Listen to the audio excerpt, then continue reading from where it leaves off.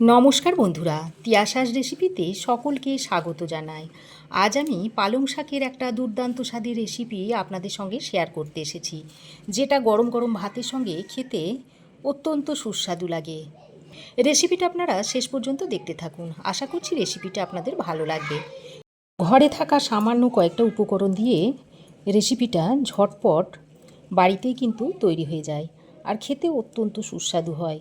পালং শাকের রেসিপি তো আপনারা অনেকেই অনেকভাবে তৈরি করে থাকেন, তো একবার আমার মতো করে এইভাবে পালং শাকটা রান্না করে দেখুন। আশা করছি রেসিপিটা আপনাদের খেতে খুবই ভালো লাগবে। তো এখানে আমি 1 আঁটি মতো পালং শাক নিয়েছি। এবার এই পালং শাকের গোড়ার দিকটাকে এইভাবে একটু কেটে নিচ্ছি। তারপর এই পালং শাকটাকে একটু মিহি করে কুচিয়ে নিচ্ছি। খুব ছোট ছোট করে পালং শাকটাকে কুচিয়ে নিলে রেসিপিটা খেতে খুব ভালো হয়। তো এইভাবে আমি একটু মিহি করে পালং শাকটা কেটে নিচ্ছি। আজ আমি হাতে মাখা পালং শাকের একটা রেসিপি আপনাদের বানিয়ে দেখাবো। হাতে মেখে পালং শাকটা যে খেতে কতটা সুস্বাদু হয়, একবার তৈরি করে না খেলে বুঝতেই পারবেন না যে কতটা রেসিপিটা সুস্বাদু হয়। তো দেখুন, পালং শাকটাকে আমি এরকম খুব ছোট্ট ছোট্ট করে কেটে নিয়েছি। এবার এই শাকটাকে একটা পাত্রের মধ্যে তুলে নিচ্ছি। তারপর এই শাকটাকে আরও কয়েকবার পরিষ্কার জল দিয়ে ধুয়ে নেব। তো দেখুন, পালং শাকটাকে আমি পরিষ্কার জল দিয়ে 3-4 বার ধুয়ে নিয়েছি। এবার আমি এখানে একটা আলু নিয়েছি। এবার এই আলুটাকে প্রথমে আমি এরকম গোল চাকা চাকা করে কেটে নিচ্ছি। আর আলুটাকে একটু পাতলা করে কেটে নেবেন, তাহলে খুব তাড়াতাড়ি সেদ্ধ হবে। আর এই রেসিপিটাতে পাতলা করেই কাটতে হবে, তা না হলে আলুগুলো সেদ্ধ হবে না। প্রথমে আমি এরকম চাকা চাকা করে কেটে নিয়েছি, তারপর এইভাবে একটু লম্বা লম্বা করে আলুগুলোকে কেটে নিচ্ছি।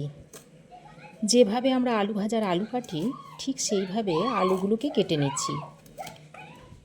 ঠিক এইভাবে আলুগুলোকে কেটে নিতে হবে। তো আলুটাকে আমি এরকম সরু সরু করে কেটে নিয়েছি। এবার এটাকে একটা বাটির মধ্যে তুলে আলুটাকেও পরিষ্কার করে ধুয়ে নেব। এবার আমি একটা মাঝারি সাইজের টমেটো নিয়েছি। টমেটোটাকেও লম্বা লম্বা করে একটু টুকরো করে নেব। এভাবে টমেটোর মুখের অংশটা কেটে ফেলে দিতে হবে। তারপর এইভাবে লম্বা লম্বা করে কেটে নিচ্ছি।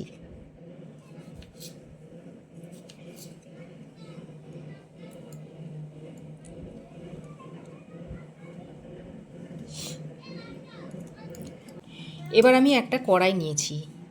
এই কড়াইয়ের মধ্যে প্রথমে আমি কেটে ধুয়ে রাখা পালং শাকটাকে দিয়ে দিচ্ছি। দেখুন, কেটে ধুয়ে রাখা পালং শাকটা দিয়ে দিয়েছি। এর মধ্যে একটা চেরা কাঁচা লঙ্কা দিয়ে দিচ্ছি। ঝালটা আপনারা আপনাদের পছন্দ অনুযায়ী দিয়ে নেবেন। আর যে টমেটোটা কেটে রেখেছিলাম সেই টমেটোগুলো দিয়ে দিচ্ছি।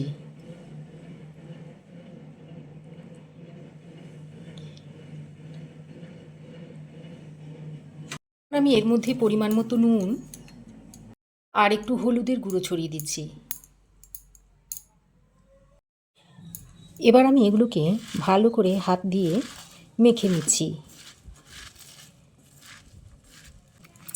তো দেখুন, মাখার পর শাক থেকে বেশ অনেকটা পরিমাণে জল বেরিয়েছে, আর ওই জলেই কিন্তু শাকটা সেদ্ধ হয়ে যাবে। এবার আমি এই কড়াইটাকে গ্যাসে বসিয়ে দিচ্ছি। তারপর একটা ঢাকনা লাগিয়ে 3-4 মিনিট মতো রান্না করে নেব। কিছুক্ষণ ঢাকা দিয়ে রান্না করার পর ঢাকাটা খুলে নিয়েছি। তারপর ভালো করে একবার নেড়ে চেড়ে এইভাবে মিশিয়ে নিচ্ছি। মেশানো হয়ে গেলে আবারও ঢাকা দিয়ে রান্না করে নিচ্ছি। যতক্ষণ না শাকটা সেদ্ধ না হচ্ছে ভালোভাবে, ততক্ষণ এইভাবে নাড়াচাড়া করে মিশিয়ে ঢাকা দিয়ে রান্না করে নিতে হবে। তো দেখুন, ঢাকা দিয়ে 3-4 মিনিট মতো আমি রান্না করে নিয়েছি। আর পালং শাক দেখুন ভালোভাবে সেদ্ধ হয়ে গেছে। দেখুন, টমেটোগুলোও গলে গেছে। আর এর মধ্যে দেখুন অল্প সামান্য পরিমাণে জলও রয়েছে। এবার আমি গ্যাসের ফ্লেম বন্ধ করে এটাকে একটা পাত্রের মধ্যে ঢেলে নিচ্ছি। তো কড়াইটাকে আমি আবারও পরিষ্কার করে গ্যাসে বসিয়ে দিয়েছি। কড়াই ভালো করে গরম করে নিয়েছি। তারপর এর মধ্যে দিয়ে দিচ্ছি 1 টেবিল চামচ মতো সর্ষের তেল। এবার এই তেলের মধ্যে কেটে রাখা আলুগুলোকে দিয়ে দিচ্ছি। আলুগুলোকে দিয়ে বেশ লাল লাল করে ভেজে নেব। আর এমনভাবে ভেজে নিতে হবে যেন ভাজতে ভাজতে এই আলুগুলো সেদ্ধ হয়ে যায়।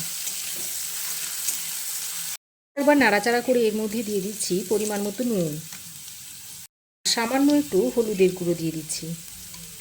দিয়ে আলুটাকে বেশ লাল লাল করে ভেজে নেব। তো দেখুন আলু খুব ভালো করে ভেজে নিয়েছি, আর আলু দেখুন সেদ্ধ হয়ে গেছে। দেখুন চাপ দিতেই আলু কেটে যাচ্ছে। এবার এই আলুগুলোকে ওই শাকের পাত্রেই আমি তুলে নিচ্ছি। এবার আমি এখানে নিয়েছি একটা শুকনো লঙ্কাকে 2 টুকরো করে, কিছুটা রসুন এইভাবে কুচিয়ে নিয়েছি, আর নিয়েছি 1 চামচ মতো সাদা তিল। এবার এই গরম তেলের মধ্যে শুকনো লঙ্কাটা দিয়ে দিচ্ছি, আর কিছুটা রসুনের কোয়া দিয়ে দিচ্ছি। এবার আমি শুকনো লঙ্কা আর রসুনটাকে একটু লালচে করে ভেজে নেব। শুকনো লঙ্কা আর রসুনটাকে আমি একটু লালচে করে ভেজে নিয়েছি। তারপর তিলটা দিয়ে দিচ্ছি। এই সময় গ্যাসের ফ্লেমটাকে একেবারে লোতে রেখে দিতে হবে, তা না হলে তিলটা পুড়ে যাবে। এবার তিলটাকে দিয়ে একটু হালকা করে ভেজে নিতে হবে, খুব বেশি ভাজলে হবে না। তো দেখুন তিলটাকে দিয়ে হালকা করে ভেজে নিয়েছি। এবার আমি শাক আর ভাজা আলুটা এর মধ্যে দিয়ে দিচ্ছি। তারপর ফোড়নের সঙ্গে খুব ভালো করে নেড়ে চেড়ে মিশিয়ে নিচ্ছি। এবার এই শাকের মধ্যে যে জলটা রয়েছে সেই জলটাকে এইভাবে নেড়ে চেড়ে একটু শুকিয়ে নিতে হবে। এবার এই পর্যায়ে সামান্য পরিমাণে একটু নুন দিয়ে দিচ্ছি, যেহেতু শাকে নুন দেওয়া আছে আর আলু ভাজার সময়তেও নুন দেওয়া আছে, তাই সেই বুঝে নুনটা দিয়ে দিয়েছি। এবার আমি স্বাদের ব্যালেন্সের জন্য অল্প একটু চিনি দিচ্ছি, তবে যারা চিনিটা অপছন্দ করেন তাদের চিনিটা দিতে হবে না। তবে শাকে যদি একটু চিনি দেওয়া হয় খেতে খুবই ভালো হয়। নুন আর চিনিটা দিয়ে আবারও সব কিছুকে একসঙ্গে ভালো করে নেড়ে চেড়ে মিশিয়ে নিচ্ছি। বন্ধুরা, পালং শাকের রেসিপি তো আপনারা অনেকভাবেই তৈরি করে খান, একবার এইভাবে তৈরি করে খেয়ে দেখুন, এর স্বাদ আপনাদের মুখে লেগে থাকবে। আর একবার বানালে বারবার বানানোর রিকোয়েস্ট আসবে। তো খুব ভালো করে শাকটাকে নেড়ে চেড়ে মিশিয়ে নিয়েছি। তো দেখুন শাকটাকে আমি শুকনো শুকনো করে নামিয়ে নেব। তো শাকটা এখন সার্ভ করার জন্য একেবারে রেডি হয়ে গেছে। এবার গ্যাসের ফ্লেম বন্ধ করে রেসিপিটা আপনাদের সার্ভ করে দেখাচ্ছি। পালং শাকের রেসিপিটা আমি একটা বাটির মধ্যে সার্ভ করে দিচ্ছি। তো আমার এই আজকের পালং শাকের দুর্দান্ত স্বাদের রেসিপিটা আপনাদের কেমন লেগেছে অবশ্যই একটা কমেন্ট করে জানাবেন। ভালো লাগলে একটা লাইক ও শেয়ার করবেন। পাশে থাকা বেল আইকনটাও অবশ্যই প্রেস করে দেবেন। আর আমার চ্যানেলে যদি নতুন হয়ে থাকেন তো প্লিজ চ্যানেলটাকে সাবস্ক্রাইব করার অনুরোধ রইল। আজ এই পর্যন্তই। আবার দেখা হবে নতুন কোনো রেসিপি নিয়ে নেক্সট এপিসোডে। সে পর্যন্ত ভালো থাকবেন, সুস্থ থাকবেন। ধন্যবাদ।